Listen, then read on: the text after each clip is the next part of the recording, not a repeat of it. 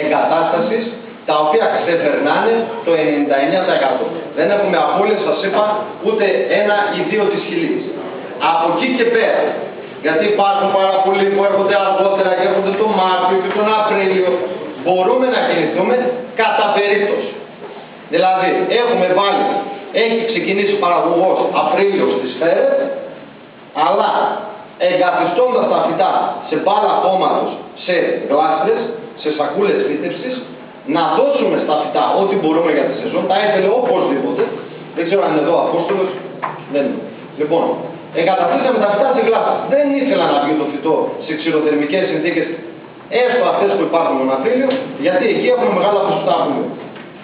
Για μένα το ιδανικό, επαναλαμβάνω, είναι από 20 Νοεμβρίου έως μέσα Φλεβάρι και ανάλογα την περιοχή. Για κάποιες περιοχές θεωρώ ότι είναι καλό να περάσει το χειμώνα, δηλαδή μέχρι 5-10 Δεκέμβρη να γίνουν οι φυτεύσεις, για κάποιες άλλες μπορεί να φυτευτεί και πιο μετά.